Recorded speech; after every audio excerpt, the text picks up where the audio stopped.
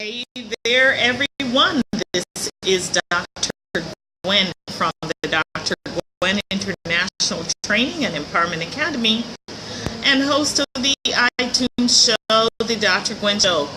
So I am still in sunny, gorgeous, beautiful Orlando. The weather is unbelievable. And my room is by the swimming pool and the water side. There are lots of activities happening around here. You can probably hear some music in the background, and hopefully that is not too much competing with what's going on here with you and I. And I hope to see some of my friends popping on here very shortly. Now, it's not so much that it's sunny that I have to wear these glasses, but I have an eye impediment. This eye right here is acting up, and so I need to keep it covered from the direct light so that I don't experience any kind of pain or sensitivity to what's going on. And also, though, when you do pop on, I will not be able to read your comments and to see who's on with me, except that I really explore this very carefully, and don't know that I'll be able to see that. But anyway, I am glad to be here with you again today. And I am a little hoarse. Thank you for joining me. I'm just a little bit hoarse from the weekend. Not that I was yelling or screaming or anything. I was at a funeral, as you know, and it went very well. It was my dear Aunt Essie, who I took a picture of a couple weeks ago when I was here and posted on Facebook. She was 95 years old. And Aunt Essie was a really beautiful soul, so calm, so reassuring, very good friends with my mom. And actually, my cousin and I are related by father's side, but I call Aunt Essie Aunt. And so she was a dear soul, very beloved by many people. And I could tell when I visited her 2 weeks ago that she was ready. She was really ready, and she felt like she had lived a very full life. So it was my sheer delight to be here with her, joining her, and just being in her presence that last time, and now having the honor to really sing at her send-off. So that's really what happened, and everybody liked it, quite surprisingly. You know, I told you when I actually started, I sounded pretty froggy because it's been a while since I sang a song, you know, and so I had to do a lot of cleaning and clearing down there in order to hit it. Then I met so many relatives I didn't know I had from all over the place. And one particular one who was sitting in the audience when I sang liked it so much, he's actually a musician. So he's offering me to create a CD with him. I don't know if I'm going to take him up on that. You know, I love singing. I can't say I am passionate about singing the way I am completely passionate about what I do here today. So I will see, you know, I like singing, so maybe, I guess it wouldn't hurt. We'll see how that one turns out. But anyway, I hope you had the most amazing weekend ever. I hope you really had a great time relaxing, reflecting as we do our empowering reflections today. I hope you had a chance to reflect on our conversation from Friday that had to do with boundaries. So now we're talking about where the boundaries and the discipline collide. And I told you last time that with my kids, pretty much I established the boundaries of how I wanted them to operate. And so they operated eventually within the boundaries that I established. And even later on, when I had my stepchildren join the group of 3, so now there were 6 children in our family, there were clear boundaries that were established. And they weren't initially very easy to establish either. as they were with my other three kids. But over time, because now they were older children and they were used to doing things the way they were used to doing things. And sometimes I can't say it was always a pleasant experience, but it's important to set the boundaries as long as you're not being awful and terrible and mean about it. And that all is colored words that people interpret in their own way.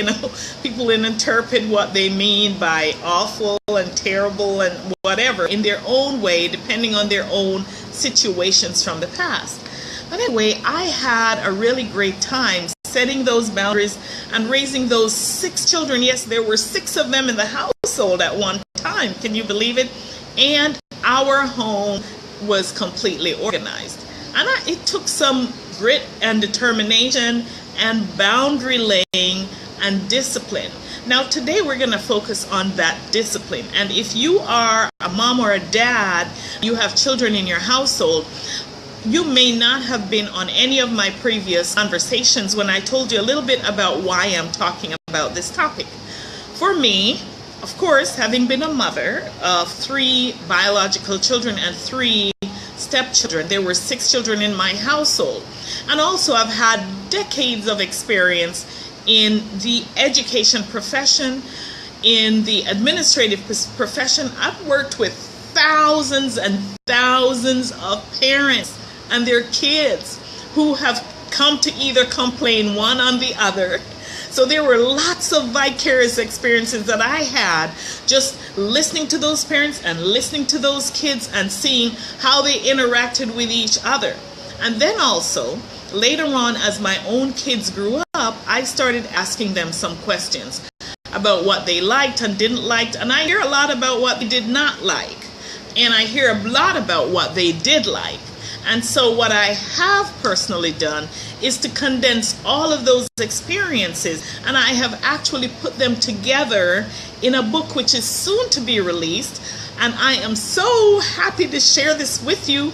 I hope that you will. I'll put a link on here. This is the time I'm going to violate that. I'm going to put a link on where you can go and click to be notified when that book is finally ready to be published.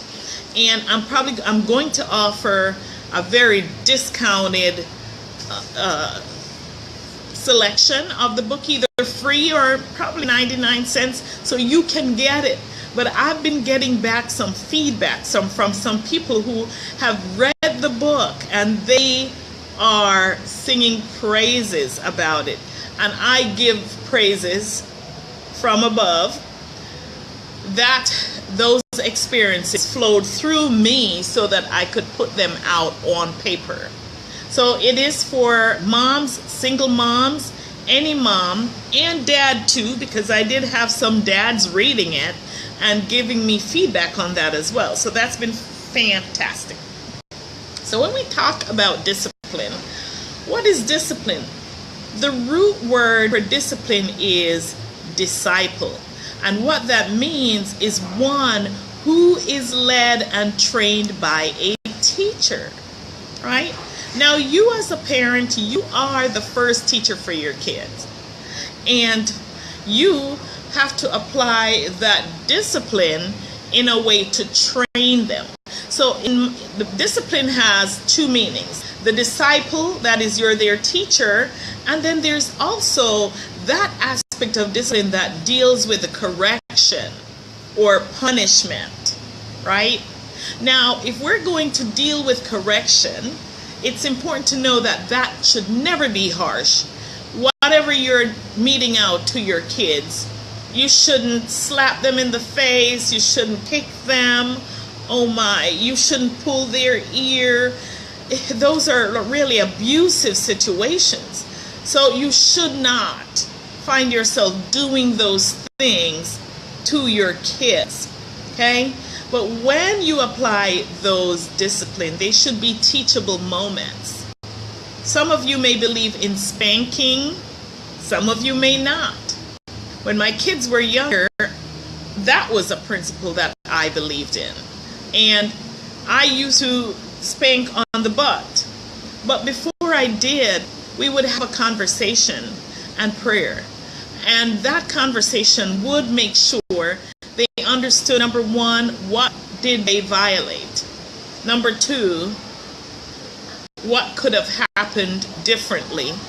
That is, they are generating the choice. And what are they going to do next time to avoid a similar situation? So make the discipline a teachable moment so that your kids can learn and grow and be self-sufficient and be able to function as adults. Because really, when you have kids, your number one focus for those children is to make sure that they are able to function on their own. That's really basically it.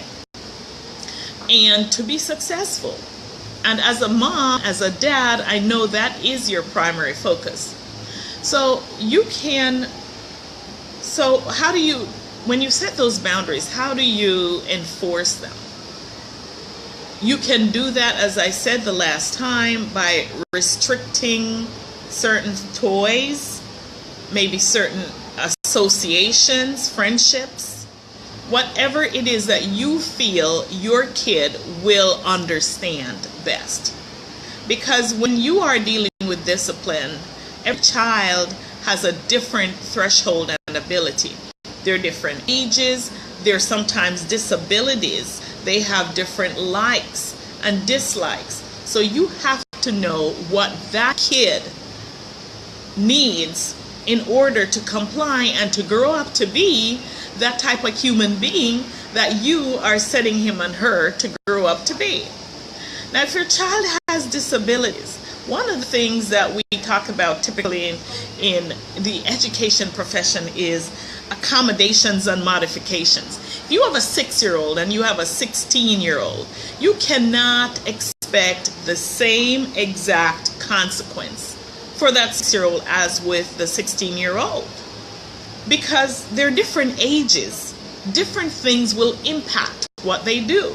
It's really important that you understand this principle. And if you have a child with disability, then you can't, if you're asking your kids to, let's just create a crazy example. Let's say you're asking your kid to jump rope, right? And one child is physically disabled. That is, they're confined to a wheelchair. You wouldn't ask that one child to jump rope. It's physically impossible. So think about the abilities and the disabilities in that same breath. It's not possible to ask the same thing of every kid because every kid is not able to produce that. However, keep your expectations high. No matter what you do, make it something that's reachable or attainable for them so that they don't get frustrated. Eventually, as they start meeting the mark, then you start raising the bar a little higher and a little higher. When I was training to be a teacher the very first time, one of the principles we were taught is when you give a test, make the first test very, very easy. Why is that? Psychologically, for the kid, that gives the kid the confidence that they're able to perform. So, similarly, in your house, if you're going to create any guidelines and anything to do, make it easy for your kid to be able to do that first task, and then gradually raise the bar a little bit and a little bit higher and higher until the kid doesn't even realize that he or she is stretching himself. So that is my piece on the discipline, which is correcting the behavior. And we said you have to implement that very, very quickly. Now, I want to stop here for today, and tomorrow what I want to do is to talk about the discipline part as training. Yes, this is the piece, mommies, that's going to help you to overcome a lot of the overwhelm that you feel from day to day. Is your house a chaos right now? Are you feeling like you are tearing out your hair and you just cannot keep up with what needs to be done? Stay tuned. I'm coming back here tomorrow at 3 p.m. and I will be in Orlando the whole week. And so maybe I'll ask for a day off, which would probably be Thursday. I'll probably ask for a day off, and this way I can go off and do some other things with some other family members and not feel like I have to be rushing back to get to Wi-Fi connection in any way. Anyway, I appreciate you joining me on this empowering conversation about where boundaries and discipline collide. Tomorrow we will continue this discussion, and we will talk about the discipline in terms of the discipling piece, which is you being the trainer and the teacher for your child in your life. And if you have any friends at all with kids, bring them, shake them, have them come out and be here, because this is good stuff.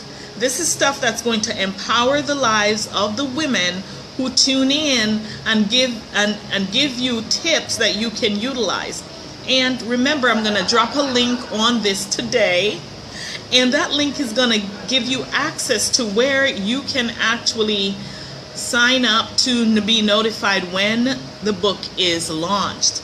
You want this book. It's going to relieve a lot of things, and I made it very practical for you so that you can have takeaway stuff. It's not just tips to think about, but it's things that you can apply practically. So once again, my friend, thank you so much for joining me. I love you dearly. I will see you tomorrow, and hopefully I won't have to wear these shades. My eye will probably be a little better healed so that I can look in your eyes and you can look in mine. Have the most amazing Monday. All right, love you. Bye.